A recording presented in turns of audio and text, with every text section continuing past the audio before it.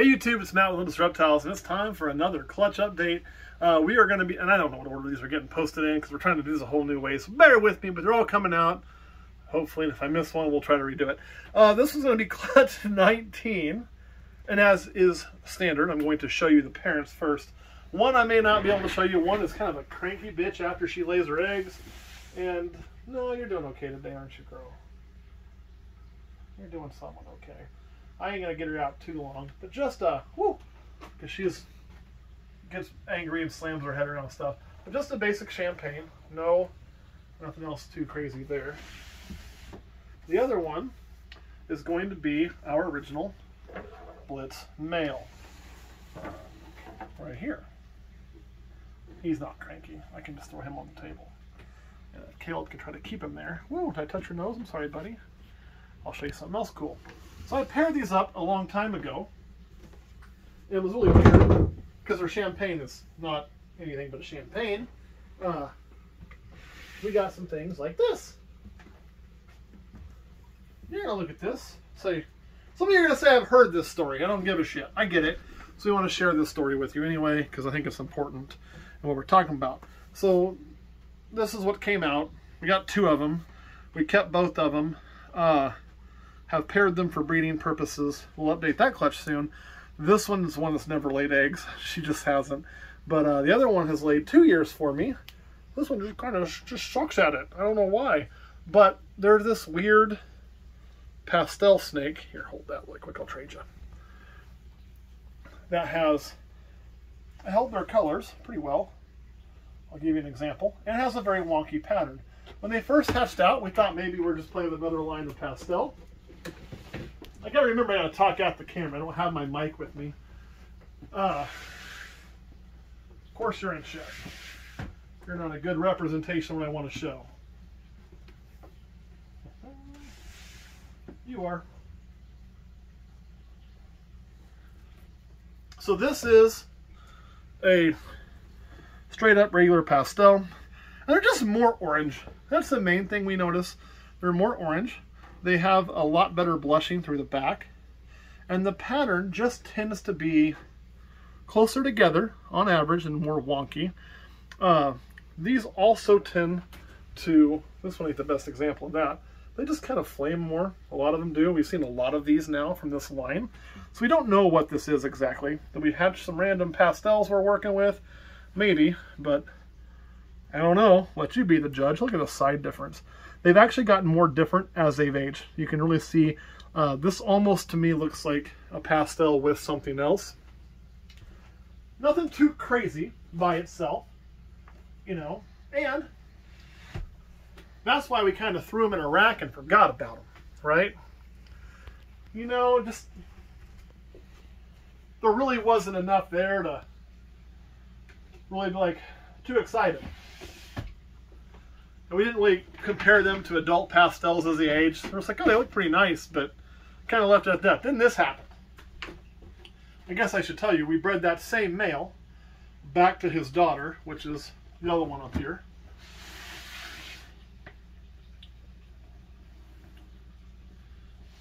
Which, as you can see, has the same colors. She has a lot more of the flaming I was talking about, but she didn't have quite the pattern wonkiness as the other one.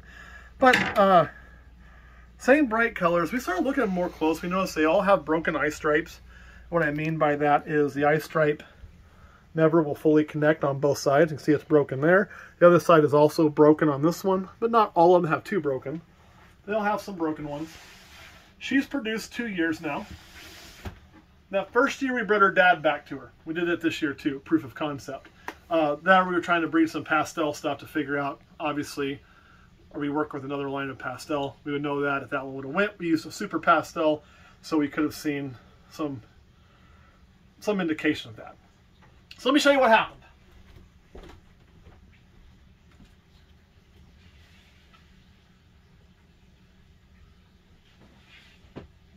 First, I have to show you this. We made this, not from them. This is a pastel Blitz. That's comparison.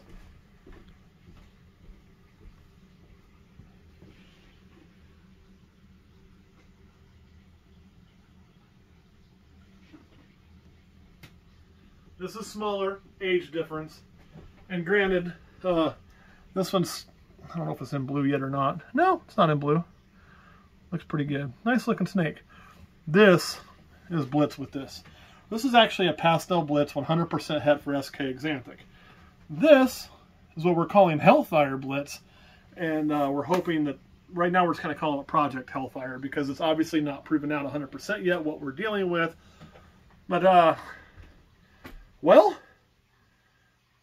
one of those things does not look like the other one. So, what did we do? After this happened, we said, man, we're kind of stupid, meaning I'm kind of stupid. And what I should have done a long time ago was when I first hatched those, at the time we were calling them pastel-likes, but possible, you know, Project Hellfire snakes is a better term for them. I should have instantaneously bred Dad right back to Mom. I should have done it, and I didn't. You can look back at that pairing. It produced the first ever Shits ball you can find on World of Ball Pythons, which is a Champagne Blitz. It was the second time that Champagne had ever been paired in its life. The first time was to a Calico, which is right over there. It's a single gene Calico. So, obviously, retained sperm, all of those things are off the table. And it's definitely proven to be genetic, because I've got these for days now. Good problem to have, right? Throw these guys up.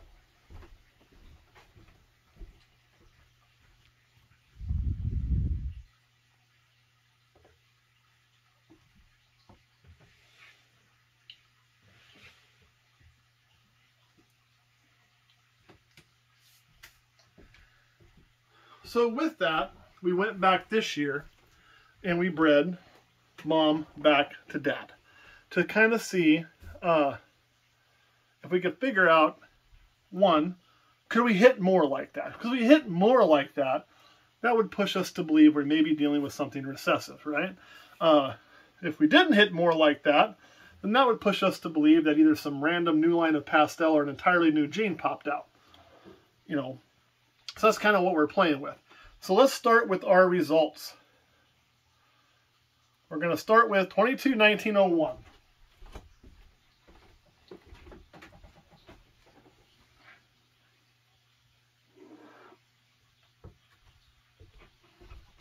I'll be in my way. 22-1901. Did I put the little scale over here? I did. Is a little normal female, right? Some of these had their first meal, some have not. It depends if they chose to eat the first meal or not. I want a different unit than that. I want ounces. I want fluid ounces. That's what I want. And it's weighing in at a whopping 58 grams, because these are pretty new babies. Now, one thing to notice on there, we're seeing in the normals, it's very common for them to still have these dots on the head here, and also broken eye stripes. That's carrying through. So if this is a recessive trait, what we might actually have is I wouldn't really call it a visual thing. I mean, I think you're splitting hairs on that. But you may have, kind of like with pied, some markers. We're not saying it's recessive yet. We honestly don't know, but we're paying pretty close attention to these babies. And they are pretty busy for a normal, but nothing that if you hatch this out of a clutch that didn't have that, you go, oh my God, that's something. So there's, yeah. You can see the 3 dots I'm talking about. You can see the broken eye stripes we're talking about, where a lot of times the eye stripes connect there at the jaw. Let me get the next one for you. That one was a female, and it did eat its first meal. This one did not eat its first meal. Naughty snake, and it's a little male. So, put that on there. 52 grams, not a huge difference yet. 51, don't lose weight before my eyes. There you go, thank you, went back up. Sometimes you gotta yell at them to gain weight. And when they're born, they're actually gonna be heavier than this, because they're full of yolk. So once they piss out a lot of that fluid, things like that, they're actually gonna lose weight after being born a little bit. So if I weighed it as a fresh baby, it'd probably weigh around 60. There you can see dots on the head again, not as prominent on this one. Broken eye stripe, broken eye stripe. So again, some things we're seeing. This is a little normal male.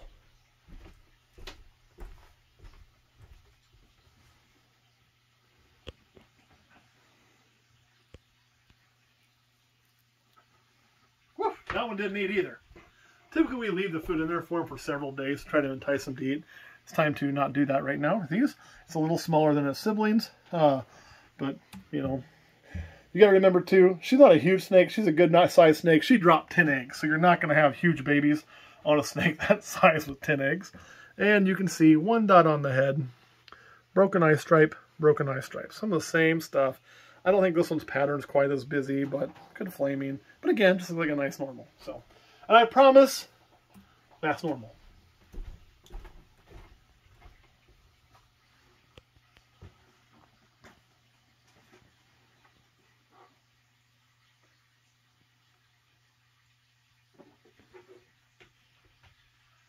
Next up is a single gene Blitz.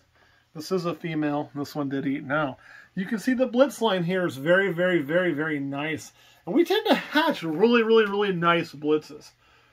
Well, could that be a recessive het playing around in there? Why are Blitzes so busy? Why are Blitzes so heavily patterned? Why our Blitz, I think, looks better than 95% of the Blitzes out there? Maybe. Maybe not. Don't know. But anyway, that is our single gene Blitz. Female, it did feed. Look at that thing. People who are sleeping on this, you know, because there's some, yeah. Pick your quality and you'll be happy with Blitz, I promise. Whoop, don't let me drop you. But a really nice little snake there. Okay, and something else to look at. One spot, broken eye stripe, broken eye stripe. So again, we're seeing that for most of these babies. It's going to get harder here in a minute, though. Yeah, it's going to get harder.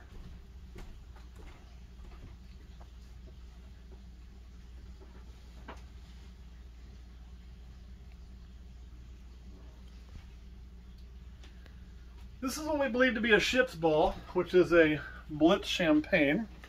So if there was something in here, one of the things we were hoping to do, we'll probably put champagne to that Hellfire stuff anyway, because of the reaction that pastel and champagne had together, right? It'll be a good way to see what we got going on here. Same with that calico zone we may use to figure some of that out, all with trying to make the super form. But you can see how heavily patterned it is, and you can actually see the twisting in there. That's where we're seeing Blitz. You know, Blitz is going to bring more pattern into your champagne. It's going to circle a lot of stuff on the back, and you're going to see some of those twisted patterns. You'll get some of that pattern on champagne, but it's usually not going to twist like that. Champagne Blitz, we just combined the name and named it the shits.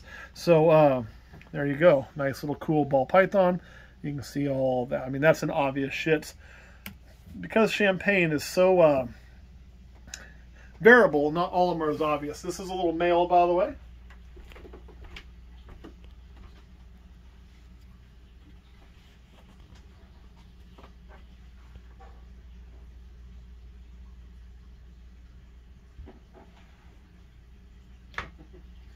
Now this is one that didn't eat, and this is one we labeled as a shits as well.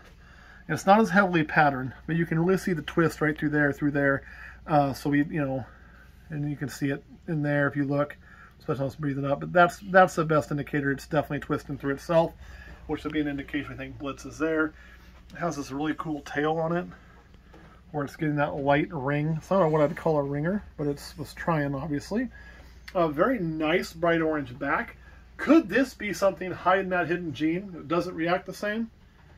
I mean, it could be. The problem is champagne is so damn variable that if it doesn't have the same reaction, it wouldn't show up. It also could be that those two snakes will never throw another one of those again if it was a random mutation and not something built into their genetics. So that's a possibility. Let me put this one up.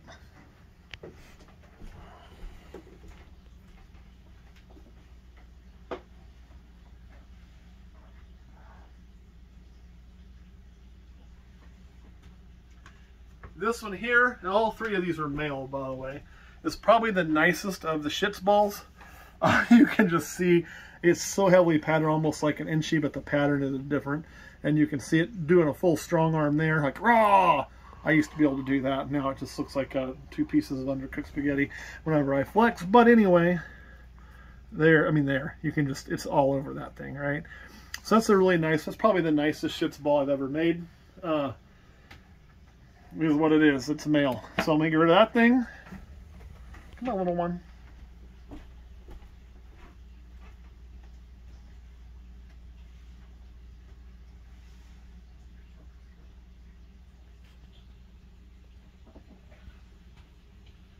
Now here you'll see the difference right away in a non-Blitz champagne, and that is in the side pattern. There is none. There's definitely no twisting. The rings on the back are just kind of different. I don't know the best way to describe that. This is not a Blitz champagne, at least not anything I'd be proud to call a Blitz champagne. But it is a champagne, right? So pop a cork, right? I mean, get on a boat with some ladies of the night and sing a rap song, popping corks and boats, and, you know, I'm not going to say the other phrase. That's disrespectful. But anyway, it is a nice champagne, so we'll move on through that.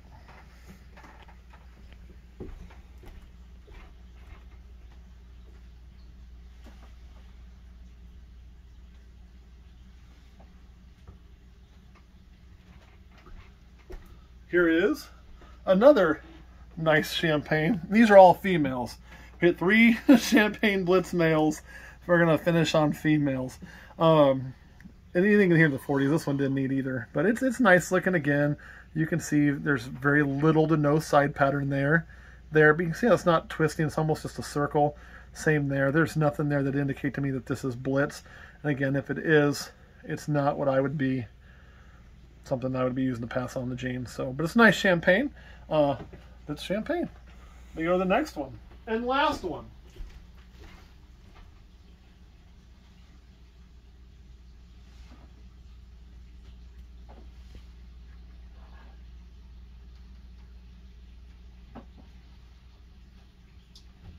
Now this is a cool one, because I don't think this is Blitz.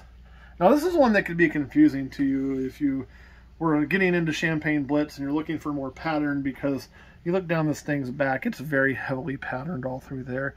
And I mean, it's very heavily patterned for a champagne, and it's got this ringer, which often in champagne will happen, especially when you mix genetics. So champagnes with extra genes frequently have ringers, but sometimes single gene champagnes will. It doesn't mean there's extra gene. But you can just see the level of patterning in that, right? It's very, very strong.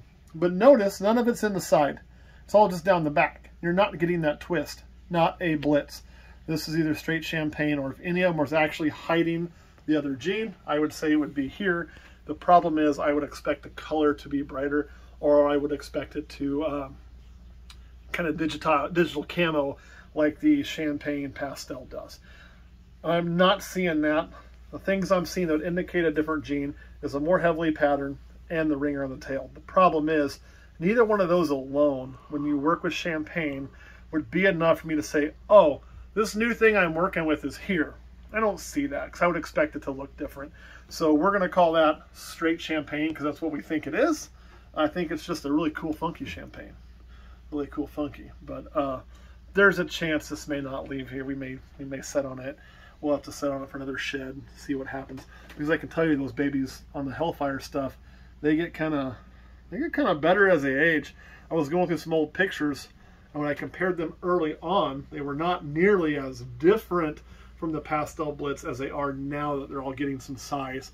So we may back pocket this and see what happens to it with a couple more sheds, and before we make a decision. So that's all I got on that clutch. And for the record, that was 10 eggs, 10 babies, 3 normals, 1 Blitz, 3 shits, and 3 champagnes. So how do we do on the odds? We hit champagne 1, 2, 3, 4, 5, 6 times out of 10. That's, should expect 5, so that's right in there. We hit Blitz 1, 2, 3, 4. You should expect 5, and we hit 4. So we were 1 behind on Blitz, 1 above on champagne. It comboed up for me 3 times, which is pretty darn good. And we got 3 normals, which is probably 1 more normal than you really want. But we got 3 combos, 6 and 5. We're right where we should have been. I can't complain. I'll take it. So that's where Caleb, anything you want to add about this clutch? Nope. Now, for you guys who are saying, boy, you did a lot of build up on this Hellfire stuff to then not show anything, and I watched this whole video and you're an ass because X, Y, and Z, I still wanted to share that story, even though there's nothing in here conclusive, because that is part of doing this. I cannot simply share a story, especially if we're working with a new gene, and only give the evidence that supports what we want. Because if I only give the evidence that supports what I want, then I'm going to convince somebody that it's truthful. I'll convince myself it's truthful, even if it's not. Therefore, we're going to share all of the evidence, whether it supports what we want or whether it pushes it to I'm just holding back a handful of a bunch of different lines of pastel. We're going to share all of that with you, including the next clutch that we did, which isn't going to be for a few videos, that will show the last babies from the Hellfire this year. So we'll get into all of that. So you're going to get the whole thing beginning to end for full transparency. And then if you jump into it, it's on you. You knew all the information if it doesn't work out.